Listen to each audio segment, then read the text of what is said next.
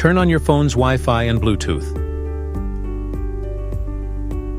Open the Smart Life app, tap the plus sign, and then tap Add Device. Remove the battery cover of the device and take out the battery insulating tab.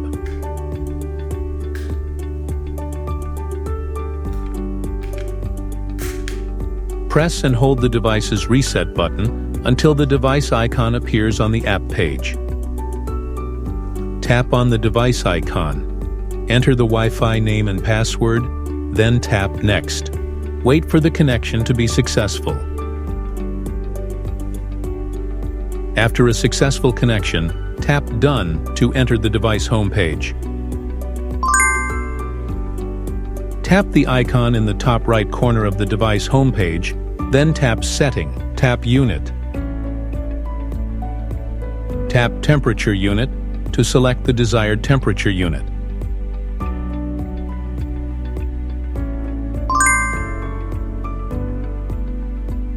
Tap the icon in the top right corner of the device homepage, then tap Alarm. Toggle on the upper and lower probe temp limit switch to set the temperature thresholds for the probe. Adjust the sliders on both ends to set the desired low and high temperature alarm range. If you only need to set the probe temperature alarm threshold, simply tap Cancel to return to the homepage after configuration. Toggle on the upper and lower humidity limit switch to set the humidity alarm threshold. Adjust the sliders on both ends to set the desired humidity alarm range. Toggle on the upper and lower temperature limit switch to set the indoor temperature alarm threshold. Adjust the sliders on both ends to set the desired indoor temperature alarm range. Simply tap Cancel to return to the homepage after configuration. Tap the icon in the top right corner of the device homepage, then tap Statistics to enter the chart page. View historical data for indoor temperature, humidity, and probe temperature.